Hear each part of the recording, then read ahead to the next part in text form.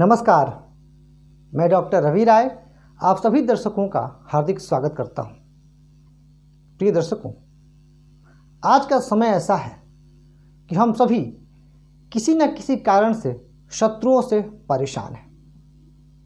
चाहे शत्रु हमारे सामने हो या हमारे पीछे, चाहे प्रत्यक्ष हो या गुप्त हो, पर आजकल शत्रुता से लोग परेशान हैं।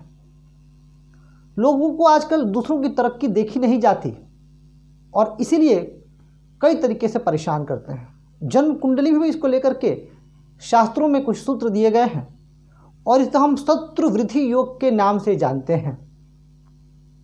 आइए समझते हैं, क्या आपकी जन्म कुंडली में शत्रु वृद्धि योग है क्या, और क्या आप भी शत्रुओं से परेशान हैं क्या, और यदि आप शत्रुओं से परेशान हैं तो फिर क्या उपाय करके आप शत्रुओं से छुटकारा पा सकते हैं। तो सबसे पहले शास्त्र कहता है, यदि जन्म कुंडली में षष्ठेश अष्टमेश कहीं भी एक साथ स्थित हों और उनके साथ कोई शुभ ग्रह हो, तब शत्रु वृद्धि योग बनता है। इसको बहुत अच्छे से समझाऊंगा। हाँ, बता दूं कार्यक्रम की शुरुआत में ही कि हमारे इस वीडियो में भी एक दर्शक के प्रश्न का उत्तर दिया जाएगा, और यदि आपके मन में भी ज्योतिष शास्त्र से संबंधित कोई प्रश्न है, कोई जिज्ञासा है, या आप अपने बारे में या अपनों के बारे में कुछ जानना चाहते हैं, तो आप हमारे कार्यक्रम के किसी वीडियो पर कमेंट कर सकते हैं।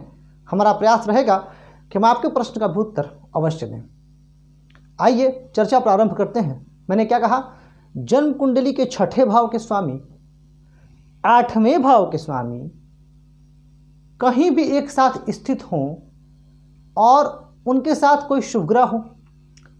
अब ये कहीं भी स्थित हो सकता है, या शास्त्रों में स्पेशली ये भी कह दिया गया, या तो जन्म कुंडली वो कहीं भी स्थित हो या सुख भाव में स्थित हो। अब सुख भाव ही क्यों, इस पर ही बात होगी। अब यह आपको समझाने के लिए मैंने कर्क लग्न की जन्मपत्रिका ली है। छठे भाव के स्वामी कौन? देवगुरु बृहस्पति।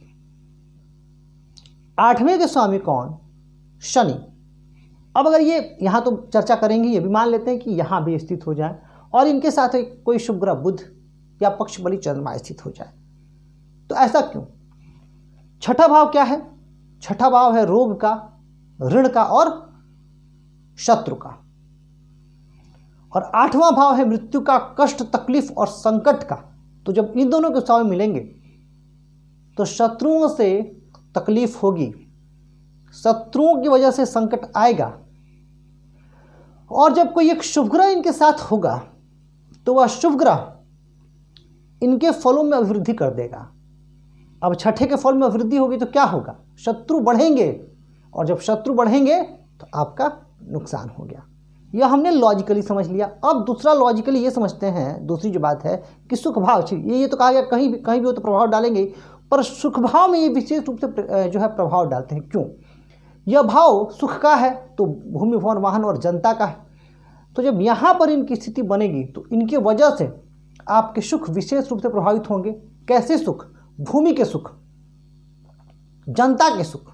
अब जनता के सुख का क्या अर्थ? कि आपके कोई रिश्तेदार हैं या आपके मित्र हैं, उनमें ऐसी परिस्थितियों में अनबन आएगी।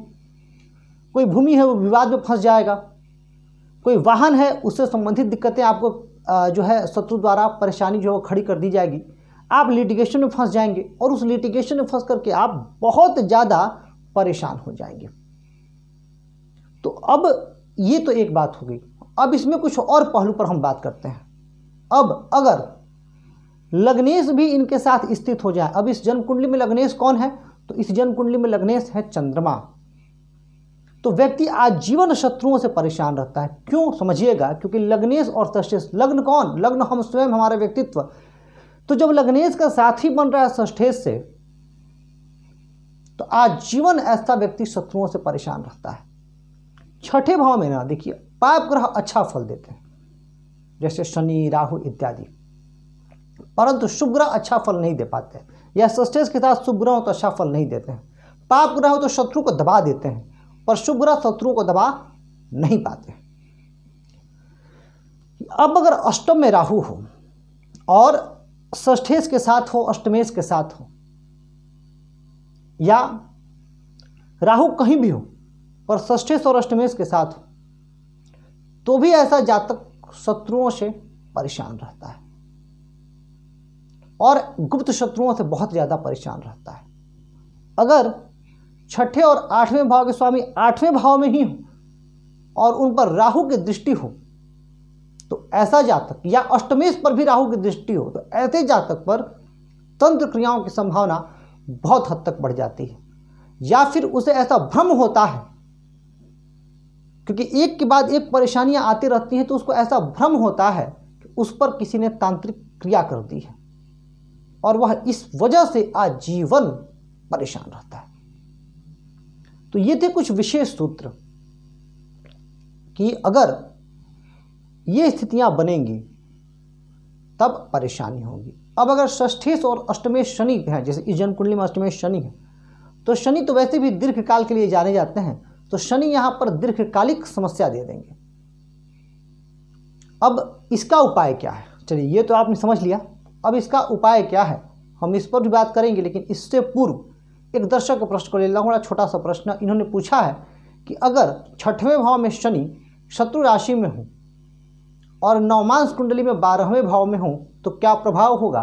अब देखिए, छठा भाव में अगर शनि अकेले हों तो भले ही वह शत्रु राशि में क्यों ना हो, संघर्ष तो रहेगा, पर तीसरे, छठे, 10वें और 11वें भाव में शनि बलवान माने जाते हैं। तो उस स्थिति में जातक अपने शत्रुओं पर विजय प्राप्त करेगा संघर्षों के बाद। नवमांश में 12वें जाने का अर्थ ये हुआ कि व्याधि के करा देंगे और जातक एकांत प्रिय होगा, यानी वह अकेला रहना पसंद करेगा। अब आपने राशि नहीं बताई है और सिर्फ यहाँ नहीं देखना है आपको, नवमांश बाकी के डिविजनल चार्ट में शनि की स्थिति देखिए। हो सकता है कि जन्म कुंडली में छठे भाव में तो अच्छी स्थिति में नहीं है, परंतु बाकी का डिविजनल चार्ट में शनि मजबूत हो रहे हैं, तो हमें वह भी देखना उतना ही आवश्यक है। अब हमने तो इस स्थिति को समझ लिया, अब बात करते हैं कि उपाय क्या है। तो सबसे पहला उपाय है, आप देखिए कि आपके छठे के स्वामी कौन है और अष्टम के स्वामी कौन है और उनके साथ कौन सा ग्रह बैठा है। जैसे यहाँ पर स्वामी गुरु, शनि और इनके साथ बैठा है बुध, तो इनसे संबंधित उपाय कीजिए। इनसे संबंधित जो आराध्य देवता है उनकी पूजा उपासना कीजिए। देवगुरु बृहस्पति के लिए भगवान श्री हरि विष्णु की, यहाँ शनि के लिए हनुमान जी। और देखिए, हनुमान जी की तो पूजा वैसे भी कर सकते हैं, और हनुमान चालीसा, हनुमान अष्टक, ये चीज़ें भले ही हम बड़ी आसानी से पढ़ लेते हैं, पर बड़ी चमत्कारी है। अगर आप तरीके से और सिस्टमेटिक पाठ करते हैं तो बहुत चमत्कारिक अनुभव होते हैं और आपको जीवन में बहुत लाभ होता है। और शत्रुओं से छुटकारा पाने के लिए तो बहुत श्रेष्ठ है हनुमान जी की पूजा आराधना और माँ दुर्गा की पूजा आराधना। माँ दुर्गा की पूजा से शक्ति मिलता है, और जब हम शक्ति की आराधना करेंगे तो हमारे शत्रु हमसे डरेंगे। तो यह आप उपाय कीजिए। षष्ठे से संबंधित ग्रहों का आप दान कीजिए, दान में भी बड़ी शक्ति है। और आप अकारण ही किसी को परेशान ना करें, और आपसे जो नीचे तबके के लोग हैं उनकी आप सेवा करें, तो यहाँ पर जो फिर शत्रु हैं वो आपको परेशान नहीं कर पाएंगे।